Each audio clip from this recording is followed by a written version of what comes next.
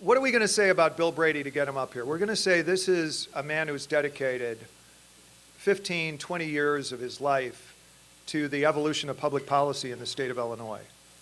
And he's brought a businessman's perspective to the question of job creation and making Illinois a destination for businesses from all over the country. He's applied the lessons learned in McLean County, and you cannot get more middle America, more Americana than McLean County, a truly great county, home of Bloomington and Normal and Illinois State University, and taken those lessons on behalf of everyone in this room, everyone in this region, everyone in this state, to the State House in Springfield. It was a very exciting Republican primary. Many of us in this room participated in that primary on behalf of candidates or on behalf of the party. And it was a party primary that could have turned divisive, but instead it became a unifying event for the Illinois Republican Party. And every good Democrat friend of mine in Illinois who cares about a two-party system cares as deeply about a strong, vital Republican alternative in this state as does every one of my Republican friends. And no one cares about that more than the person you're going to hear from right now, the next governor of the great state of Illinois. Let's give him a City Club welcome. It's Bill Brady.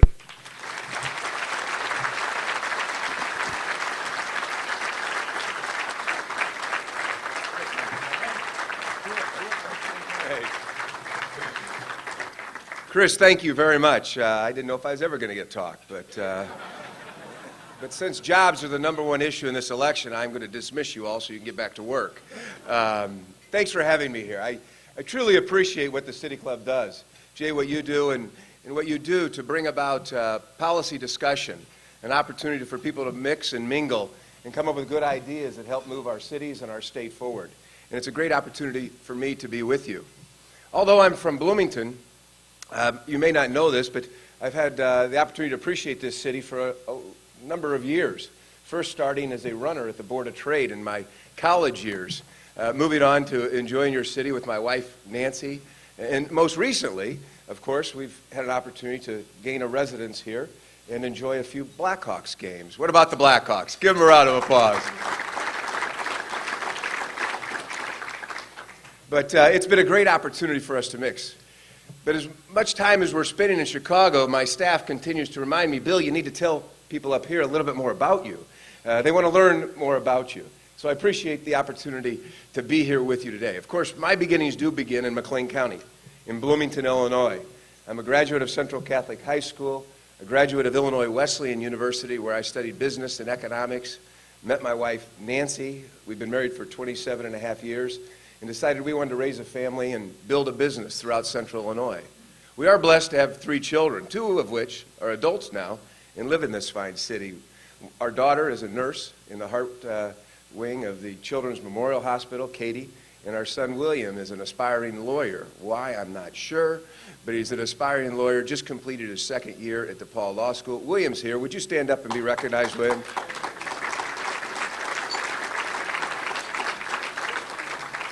Nancy and I have had the privilege of having those 2 children, but we also have our youngest child, Duncan, who is entering his senior year at Bloomington Central Catholic back at home. But it's a great opportunity to be here. We have had an opportunity over the years, as Chris had said, to be involved in public policy. I was first elected to the Illinois House with a number of my colleagues here.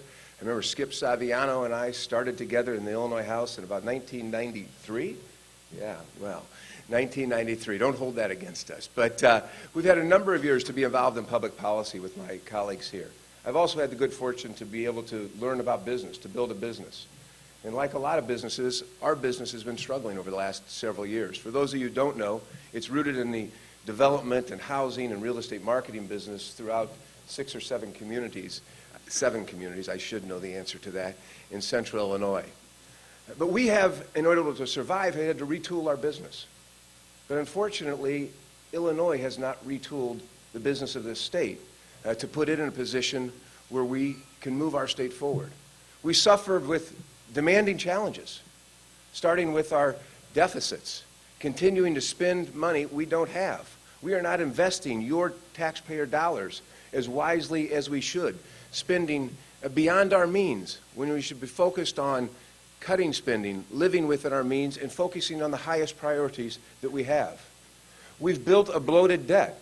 Recently, we have been noted as being one of the worst states in the nation when it comes to fiscal management.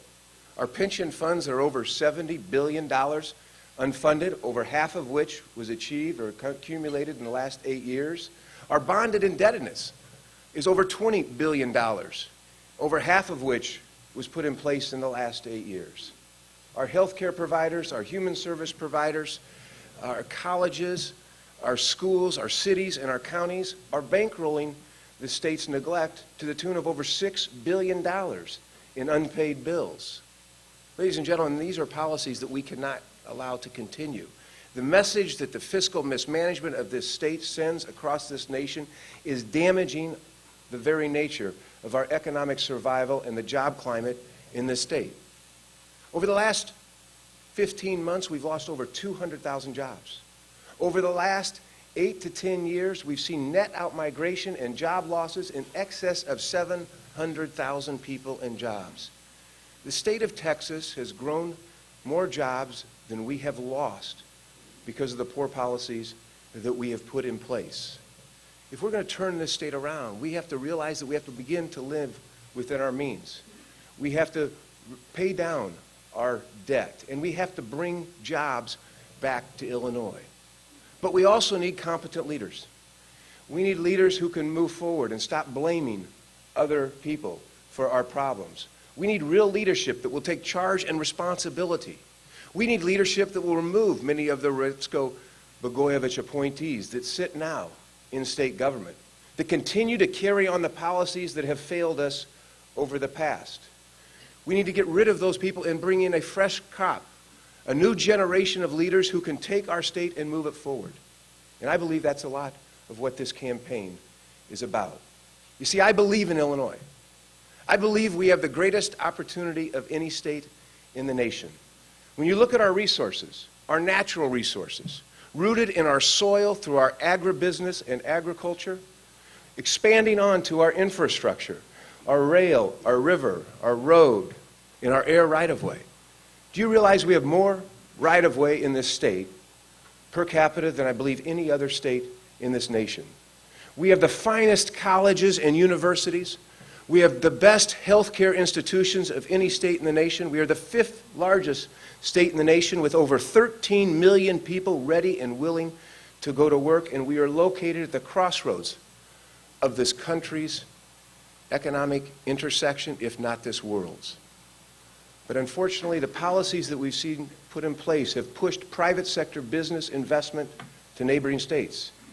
States that have put policies in place that have caused them to grow, like Indiana and Tennessee and other states around this nation.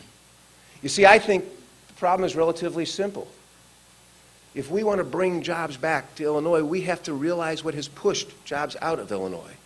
And the fact is, if higher taxes and higher fees and more regulation and more litigation and deficits and debt grew jobs, we'd be the #1 job-producing state in the nation. But we're not. So the answer is simple. The other side of this issue believes they need to raise more money by digging deeper into your pockets by raising your tax rates. This year, Governor Quinn proposed a 33% increase in income taxes at one of the most difficult and struggling times in our state's economy. Last year, it was 66%. We need government leaders who will step up and redefine government, reduce spending without raising tax rates. We need to send a message that we are serious about investments in Illinois, and we're going to make Illinois a competitive place, which is why I've identified eliminating some taxes. Do you realize we're one of the few states in the nation that double taxes gasoline? We have a tax on top of the motor fuel tax. Do you know what that means? It means when you're within 30 miles of a bordering state and you need to fill up your tank, you do it there, not here. And when you fill it up there, you pay their motor fuel tax and we lose. When you fill it up there, you may buy their bread or beverage or cigarettes and you pay their taxes and our economies lose. You pay their property and income taxes and our economy loses. We have to realize that there are areas in this state where we are overtaxing and we need to reduce taxes, which leads me to another one. Over the last 8 years, Blagojevich and Quinn increased the estate tax penalty in Illinois. We're one of the few states in the nation that taxes one of our most precious resources, retiring baby boomers. We tell them, if you want to live out your retirement years in this state, we're going to tax you for that privilege. And you know what happens? They move. They move to states like Texas and Florida and Tennessee. And they move, what happens? They take their housing allowance, they take their spending dollars, and our economy suffers. See, these are the policies that we need to reverse. We need to lower the tax burden on Illinois families and businesses. We need to reduce the fees. We need to roll back the bureaucracy and regulation. Do you know how many billions of dollars of capital investment we've lost to neighboring states because it can take 4 to 6 times as long to site a biodiesel plant, an ethanol plant, a coal mine, and other valuable resources to the vibrant economy of our state? We need to work with businesses to invest in Illinois, to invest in construction jobs and permanent jobs, and create infrastructures that will add value to our products. And we need to tackle the litigious society in this state. For the 3rd time, we've seen the Supreme Court throw out medical malreform, pushing doctors and healthcare practitioners outside of this state, increasing the cost of medicine at the expense of families and businesses. You see, I really believe that we do need more revenues. But the way to raise more revenues is not to raise tax rates. The way to raise more revenues is to bring the 700,000 people and jobs back to Illinois that we've lost. The average job brings with it over $4,000 in revenues to the state per job. That's over $3 billion in revenue we lost last year and the years before it because we have overtaxed, overfeed, overregulated, and overlitigated. But we also have to send a message that we're willing to live within our means. You know, day after day, week after week, I get a notice from a Chamber of Commerce. It says, Bill, we were trying to vie to be one of 3 locations for a new business investment, only to have their location denied because of the fiscal instability and mismanagement of this state. We have got to learn to live within our means.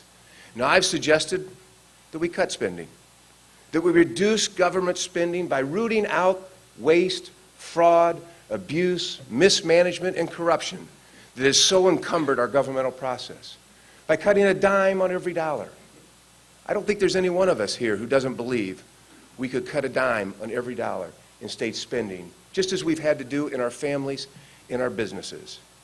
Now, some say that will bankrupt the state and its systems. I don't think so. No, we don't have the $50+ billion that has been spent racking up record deficits and debt, but we still have tens of billions of dollars to reinvest in our healthcare institutions, to reinvest in our education, in our transportation, in our public safety. Spending dollars wisely at your benefit, not some politician's personal interest. We can balance our budget and live within our means and make government work for the people and not the politicians. We also have to focus on our future, which means addressing the problem we have in education in this state. And I'm pleased to tell you that many of us in this room joined with Reverend Meeks to push forward an initiative that will give parents choice in education. That's what we need, competition and choice in education. Do you realize with the billions of dollars that we've put into the public school system in the last 8 years, what we have to show for it? ACT scores that are 5% lower today than they were 8 years ago. Now, this initiative is not about doing anything but enhancing and improving the public school systems of this state. But we know when we give parents choice in education, lifting the cap on charter schools, expanding tax credits, and in some cases, like the school districts Reverend Meeks fought for, allowing parents to have a voucher so they have real meaningful choice for their child's education, that's how we can improve the educational climate in this state. We can include all educational institutions by bringing choice for parents and competition to the system. And the last thing I'd like to talk to you about is this culture of corruption. I know we've all tired of sitting down in front of Leno or Letterman and having them use our wonderful state as the opening line in their monologue. And I know that from time to time you're going to have individuals who act illegally and corrupt. But I want to tell you, I think it's a bigger problem than that. I think if we're going to end the culture of corruption that we've seen in Illinois, we have to end the system that I think is driven far too much. And I'm going to let you in on a little secret. In my opinion, there's two people in Springfield that have far too much power: the Speaker of the House and the President of the Senate. Our Constitution calls for a citizen legislature, a government made of, for, and by the people. But unfortunately, I don't think we've got that. And I think it's our chance to take back that government by working toward term limits, contribution limits, and legislative districts drawn for a community's interest, not a self-serving fiefdom. Ladies and gentlemen, this election is an opportunity for us to tell the nation, for us to tell our fellow citizens that we are serious about making Illinois the state it once was and can be again. The state it was when Nancy and I thought it was the best place to raise our family and build a business. We have an opportunity to get that job done, and I think we're going to do it. I think we're going to do it by reaching across party lines and working on solutions like we saw happen in McCormick Place. We were able to work across party lines and bring a solution that within 3 weeks of Governor Quinn's veto, we signed over $1 billion in sales for the Chicago metropolitan community. I believe we'll be able to work to bring choice to parents in the school districts that most need them if we rally together in a bipartisan way, providing sound and good ideas where we can agree and move our state forward. That's what my campaign is all about. That's what this election is all about. Do we want to continue the status quo of kicking the can down the road and blaming other people for our problems?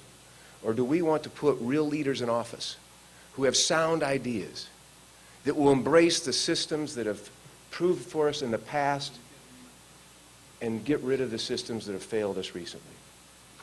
That's what I want to do. I want to thank you for the opportunity to be here with you today. I want to tell you that there is a brighter day for Illinois if we put the right people in office. Thank you, and God bless you.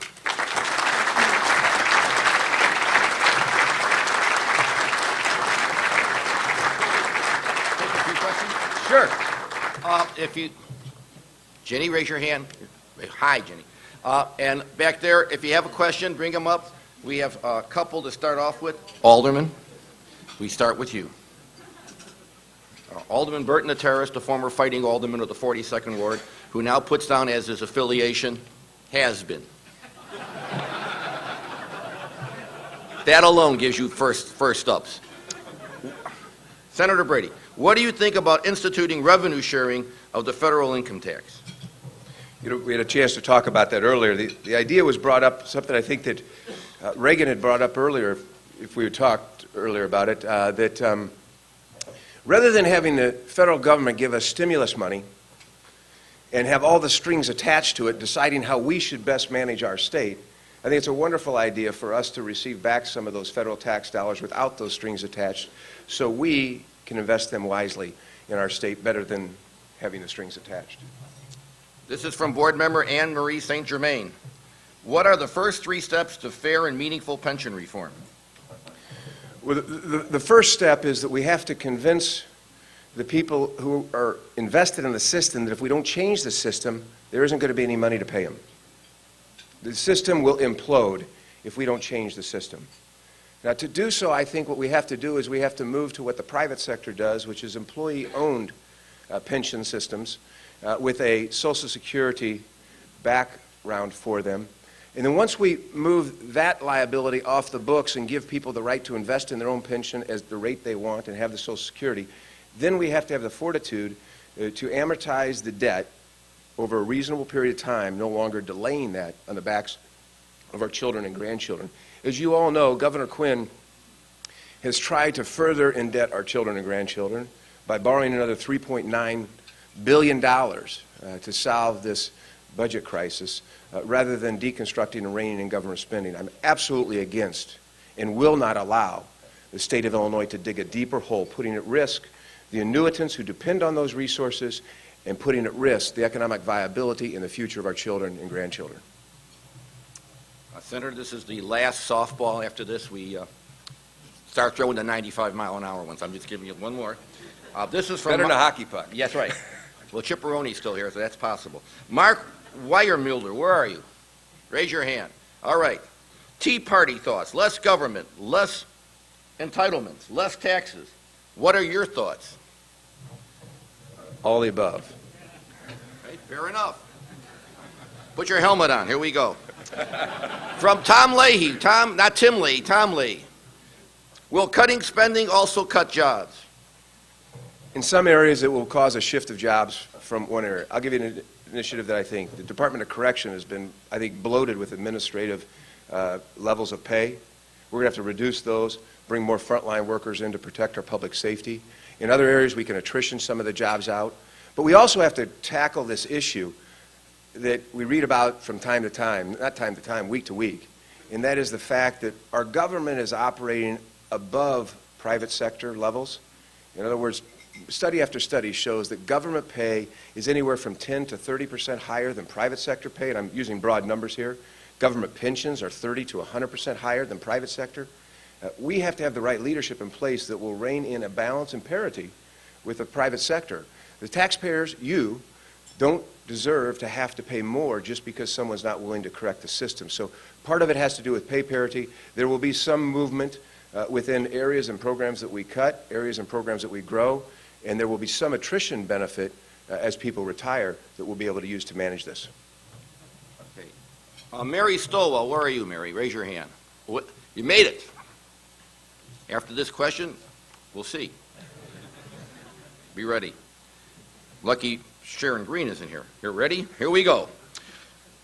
You oppose the Illinois law requiring insurance companies to pay for mammograms, pap smears, and prescription contraceptive, and you were only one of 2 legislators to vote against voluntary checkoff on our state income tax returns to support breast cancer research.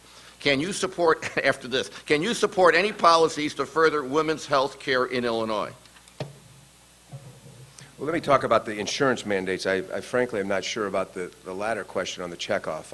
I'll have to research that. I'm not sure about that. You're sure about that? I don't know why I would have done that, so let me just answer your address there. One of the things as a businessman that I struggle with, and I think many of the business people do, is the cost of health insurance. And as we try to provide health insurance for the people who work for us, and I will confess to you, the first 8 years of our business, I couldn't afford to provide health insurance at all to our employees. In many cases, we were benefited because they had a spouse who worked at a place that gave it to them. After about 8 years, we were in a position where we could provide health benefits to our employees. We were a small startup business. But as government got more and more involved and passed mandate after mandate, those premiums went up and put a greater burden on our ability to provide the basic level of insurance services to our employees. When I went to Springfield, not only did I fight against the abuse of the pension system, but I also fought to reduce the regulation on small businesses. Every time Springfield passes a mandate on an insurance policy, the premium goes up. Every time the premium goes up, someone can't afford insurance. They still get health care. They get it at the emergency room, the most expensive place. We have to stop this vicious cycle of over-regulating, and that's why I have opposed any mandate on a health insurance policy that wasn't negotiated in a way that actually could be proven not to increase the premiums. We have several questions along that line. I'm just going to ask one more of those. We went on to all of it. From Eileen Durkin, who has broken the record for 3 questions, Martha Janthro, and Marcy Love. Where's Marcy? Same table, eh? Okay. But Marcy put it succinctly, and I just will put this and then we're going to move on. You continually talk of your belief in limiting government and your unequivocal opposition to government interference in women's bodies and reproductive lives. Does that mean you are against government interference only in corporations and men's lives? Hey, this is the City Club. Wait, you have to read that again. I'm not sure I've... How's this? Marcy, you got your question read. Now we'll try another one. Make it a little shorter. From Eileen Durkin, question number 3. How will you protect women's reproductive rights in your administration? Well, I think the best thing that I can answer that is to provide an economy and an environment where people have a livelihood to go to work. We're suffering from the loss of jobs. People don't have the livelihood, therefore they don't have health care opportunities that they need to be afforded. My goal is to make this state the #1 job-producing state in the nation and provide the benefits associated with health care and a job that will help people protect their own productivity. From Tom, I guess it's Bookie. Please, this is the city club, but we have limits. How much will the governor's race cost? How much will you need to raise? That's a great question. Governor Blagojevich, I believe, spent over $25 million in their last race. Costs haven't gone down. It kind of depends on the direction this takes. Frankly, one of the advantages that we have or don't have, we certainly don't have it as a state, but we have it as a campaign. A lot of people are focused on the trial right now, so spending money through the summer months is not necessarily the most conducive or productive use of resources, which may delay some of the spending until the trial's over with, and we see what the outcome of that is. But probably at least $13 million to $20 million in this race. We have a wonderful, large economy in a great state, the 5th largest state in the nation, the 18th largest economy in the world, and it's an expensive one to buy media in. So send your money to bradyforillinois.com. Too bad your wife doesn't run eBay. You'd be... Yeah, you're right. This is from my old pal Sharon Alter. Sharon, where are you? All right. Former Harper Community College professor. There is a $13 billion deficit, which is about half the current general fund budget. Do you propose to cut 50% of the budget in order to end the current deficit? No, what I've said is I have to cut $7 to $8 billion in spending, a dime in every dollar at a minimum. Why do I come up with that number? It's not the $55 or $53 billion they've been spending, but it still leaves us $47 billion. But the number is arrived at because of what we've seen as the most recent numbers in terms of the structural deficit, $4 to $5 billion. I do call for $1 billion in tax cuts that won't immediately drive the revenues. I think those revenues will come back in 2 to 3 years. And then I need to build in approximately $3 billion into the budget so that we have revenues in an ideal world. Once we've solved this budgetary problem, the bond rating agencies would move us from the worst in the country, California style, to the best. We would be able to go into the bond markets, pay those human service providers, those healthcare providers, those colleges, those schools, the cities and counties, the money that they're owed, because they don't have the money either. And it's not fair for us to bankroll our problems on their backs. So building it into a fiscal plan that will pay it back. You know, one of Governor Quinn's blames is he can't pay the bills because Dan Hines won't let him borrow the money. Well, you know what? Dan Hines shouldn't let him borrow the money because he's got no plan to pay the money back. But when we provide a budget that has a plan to pay the money back, then it's incumbent upon us to go out into the private sector, finance those resources, but we have to pay them back in 3 years. So that's our plan. Okay. All the other questions we've answered on pension and more on health care. How about a big round of applause for